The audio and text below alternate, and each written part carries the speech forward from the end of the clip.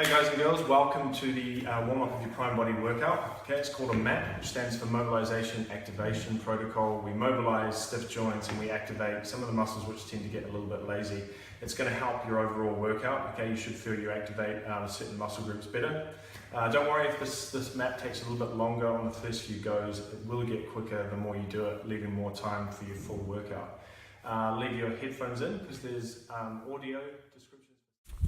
We start each map with foam rolling. If you don't have access to a foam roller, just skip this part of the video, but they are tremendously helpful. Start by wrapping your arms right around your torso.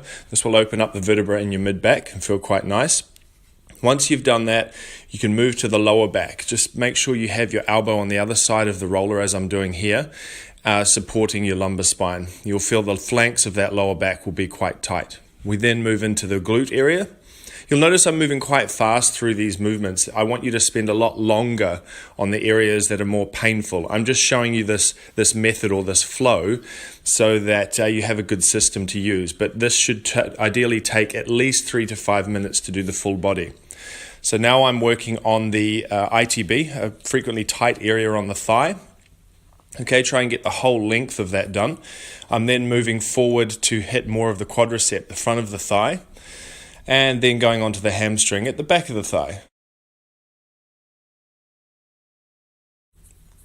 Next, we move into sun salutations, one of my favorite moves borrowed from yoga. As you lift your hand up towards the ceiling, you'll feel the stretch at the back of the hip of the front leg. Okay, as you duck inside the knee, you'll feel the groin of that front leg. The legs should be spread as far apart as you can, but have the front lower leg vertical. Okay, after this, I move into some hamstring mobilization, so back of the thigh. It's important with these that you keep your torso down, okay? If you can't fully straighten your leg in that hamstring position, it doesn't matter as long as you feel a deep stretch with each movement backwards and forwards. So 5 sun salutations up to the ceiling and dropping inside the knee, followed then by 5 hamstring mobility pulls on each side. Then we move into a nice deep squat. Okay, if you are unable to hold a deep squat, maybe you feel like you're going to topple backwards, feel free to hold on to something in front of you. It's important that the feet stay flat, and you then work on pushing the knees out with the elbows and getting the chest up.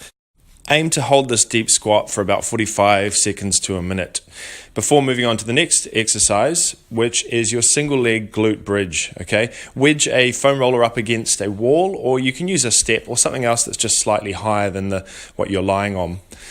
Work on 12 repetitions on each side, and we're going to do 2 sets on each side. It's key here that you're close in towards the roller or the step, otherwise you'll feel it more in your hamstring and not your glute. Another reason you may not feel the glute work is if you're not translating your foot towards your head. Okay, don't just lift the leg straight up to the ceiling. Try and lift it towards the ceiling, but also up towards in the direction of your head. You should feel your glute fire a lot more. So once more, you're going to do 2 sets on each side and 12 repetitions each.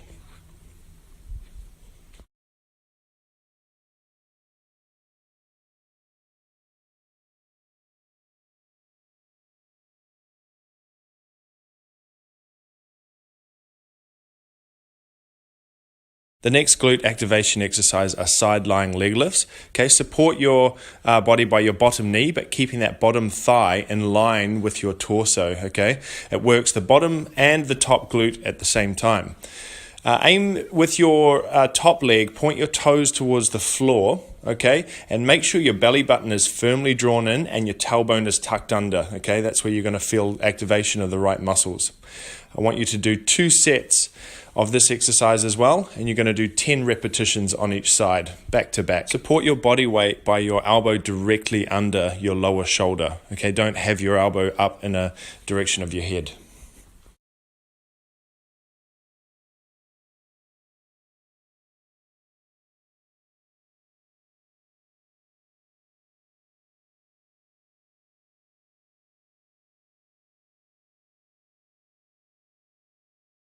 The last core activation exercise is a hollow body hold.